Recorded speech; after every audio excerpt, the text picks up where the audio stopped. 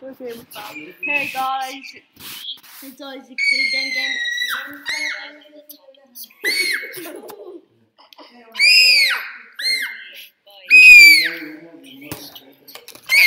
Get the hell away! I'm gonna be streaming. I mean, no.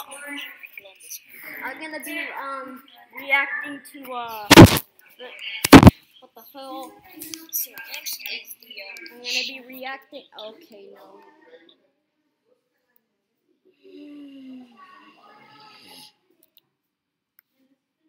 I'm gonna be reacting to frick. I'm gonna be reacting. What the frick is all of this? Why do I have fireworks stuff? What the hell? Shut up.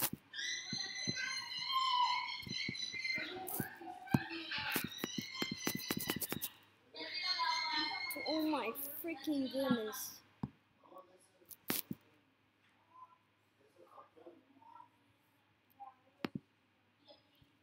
I'm sorry guys, it's just my cousin isn't here and he searched up all the stuff. I'm like, what the hell?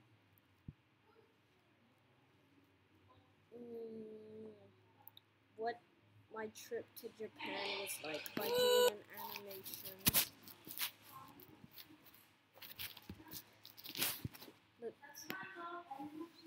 So before we put on this video, make sure to like and subscribe. Turn on the bell notification. Hit that bell. Turn on the notifications, and you'll know about my videos that have been uploaded. I do streams every few weeks, and I'm sorry if it takes a long time for me to make videos. It's just I'm not used to it, and I'm new to OBS. I used to record with my tablet, so I'm sorry if the quality is bad and the sound is bad, but don't blame me, okay? I try. I don't have a mic. I record on the laptop, you know. I don't have a good setup. So now we're gonna react to it now. And this is by Jin Animations, so make sure to go subscribe to her. And yeah, let's get right into it. In October, I went on the first vacation I've been on with my family in years. My dad works super hard all the time, so normally it would be either my brother, mom, and me, or just me and my mom, and even those vacations became pretty sparse. It's been over 10 years since we've all had a family vacation, and all of a sudden we have a week to be squished together in a foreign country. So how'd this one go? Day one, we arrived at the Tokyo airport after a nice and easy 11-hour flight and got off the plane like, wow, I can't believe we finally made it. We've been planning and looking forward to this trip for almost a year, and it's finally happening. How do we get out of here? We walked around the airport for 2 hours trying to figure out what we had to do, which train we had to get. We lost Dad for like half an hour in the sea of Asians. I'd already expected the worst and thought he was dead. But no worries, turns out he wasn't taken out by the Japanese mafia. My mom had to get train tickets and he had to take care of the luggage, so we split up and planned to meet at a ticket counter. But little did we know there were two of them on opposite ends of the floor. And as the stereotype goes, they looked exactly the same. So my parents were just grumbling and waiting for each other to show up at the opposite ticket stand with no method of communication because we didn't have Wi-Fi yet. After figuring that out and getting to the Tokyo station, we had to use the subway to get to our hotel. None of us grew up in the city, and using the subway was new to us, so we had to look at the train station map to see what to do, and is this the Windows 98 pipe screensaver? What is this? Props to people who use the Metro daily or even just know how to figure that stuff out, because that's like a whole Bill Gates secret code, and the consequence of making a mistake is paying to be plopped in an area you never wanted to be at in the first place. We didn't even know how to start reading the map, so my dad resorted to the only logical option. Do you speak English? Do you speak English? Konnichiwa. Please, help us. 英語話せるわけねえじゃねえか、外人のバカ。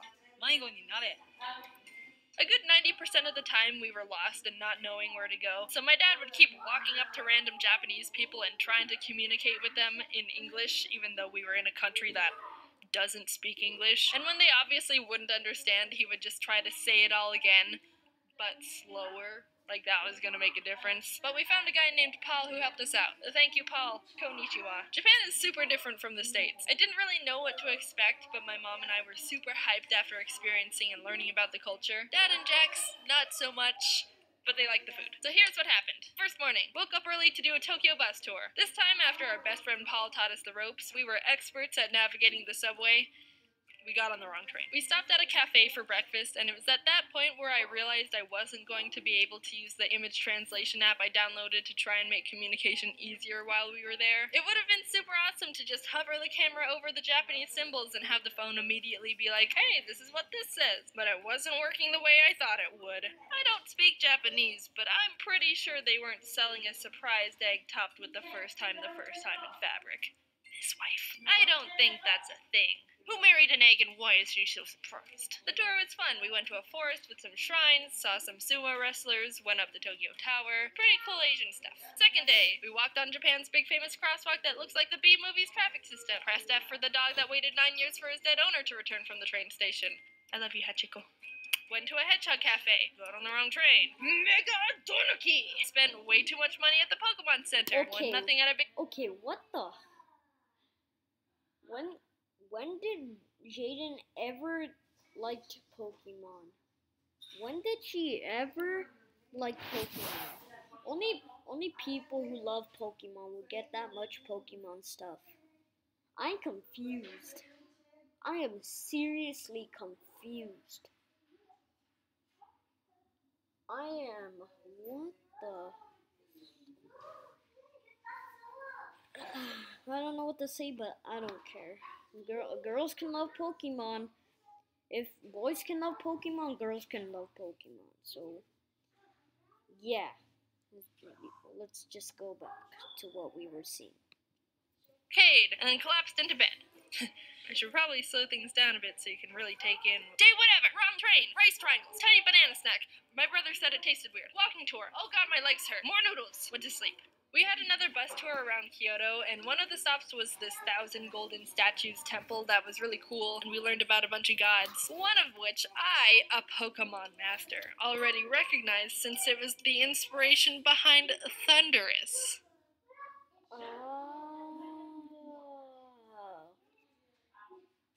Now I get it. I never knew that Thundurus was actually a reference to a Japanese god. I think that's his name. I never knew that because I used to play Pokemon like 1 year ago. Yeah, 1 year ago. And I got a glitch where I got a Pokemon without even catching it. Really, really good glitch. I remember the old days. It was really fun. But that's kind of cool. That's one tip into. She told us what a Japanese god, one of the Japanese gods looked like, and what they're reference to. Another one of the stops on the bus tour was this temple called Kiyomizu-dera. And there's a whole backstory to this place where some people would do this thing called taking the plunge, which was seen as a bold and desperate, extreme wish-making act. So it's simple. What you do is jump off the 43-foot temple balcony and not die. That's literally it. I'm not joking. In the Edo period, people believed that if they put their lives in the hands of Kanon, the god of mercy, you'd be granted a wish, given you don't die, because he doesn't give wishes to corpses. During that time, 200 people jumped, and 85% of them survived, which I'd say is actually a pretty good ratio. One woman apparently even jumped twice. Hey, my wish didn't come true.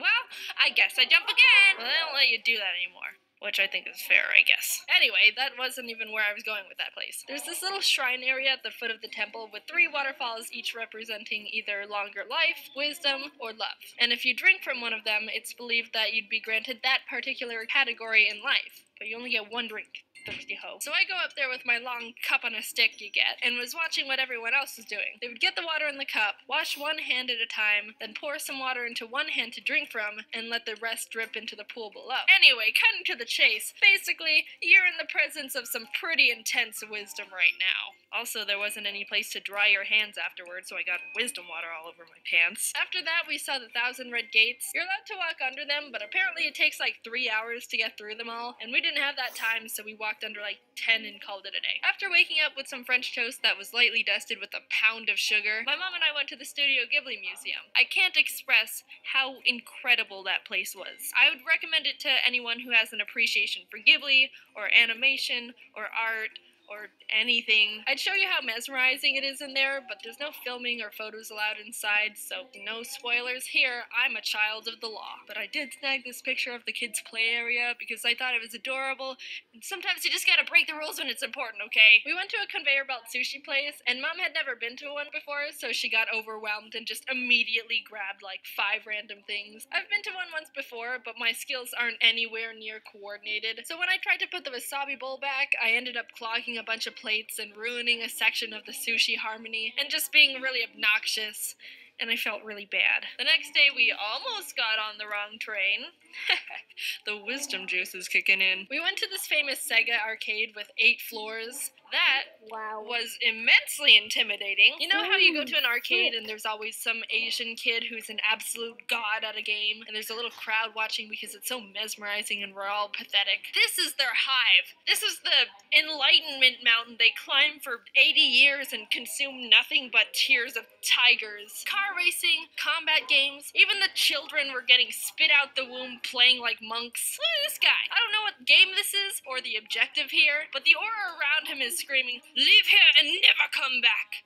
Unworthy rat." We were also introduced to this dance game I've never seen before called Dance Rush Stardom. It's like DDR, but with less arrows and 100% more late 90s Melbourne shuffling. My brother and I tried to play it, and it felt like the whole country was like, oh god, why are they here? They look Asian, but they're white as crackers. But we got a good kick out of it, so you know what, go konnichiwa yourself. Then we left and got on the wrong train. For the last night, we went to this robot show, and let me tell you, this place is insane. So the main attractions of the place are these giant flashy robots and stuff. But I gotta talk about these drinks and light bulbs they were selling. They were crazy with all their blinking colors and such. It was like a little rave in a cup. Like, dude, who comes up with this stuff? Benjamin Franklin wishes he did, I'll tell you that. You got to choose from like 4 drink choices, but most of them were alcohol, so I got this peach juice instead. I'm legally allowed to drink now, but I'm not the biggest fan, and who knows how outrageous the drink would have looked if I was a bit tipsy. Anyway, definitely one of the most insane things I saw, for sure. Top of the list of the entire show, nothing compares to the whole fight. Japan was so much fun, and it's become one of my favorite memories with my family. But the thing is, when I started this script, I wanted to briefly mention what we did so I could talk about how much trouble I had getting back home, because that was a whole situation of classic Jaden I thought you would enjoy. But here I am on page 4 of the script, and I haven't been able to talk about anything. I don't like breaking stories into different parts, but we're not animating a 20-minute video. I'd rather put my hands in the life of canon. Twice. So yeah, see you in a few weeks with that. Hey, thanks for watching. So a bunch has happened since the last video. YouTube Rewind was posted, so that's cool. And I was in it, so that's cool too. And then it became the most disliked video on YouTube right now. Very cool. I threw in a bunch of memes in my part because I speculated YouTube wasn't gonna do it themselves. And not to throw shade, but I was right. And people have been enjoying them. A lot. Like, my god, it blew up. People found the majority of them, but I thought I'd tell you the real answers. So everyone got the sub to PewDiePie thing, and the...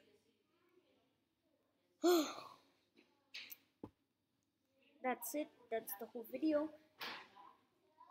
Well, if you enjoyed this video, please leave a like, subscribe, and turn on those notifications.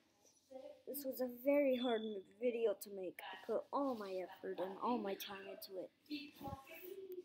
I'm sorry for the quality. It looks very bad, but I tried my best. Yeah. So anyways, I hope you have a good time. Enjoy the rest of your day or night. And I'll see you later. Bye.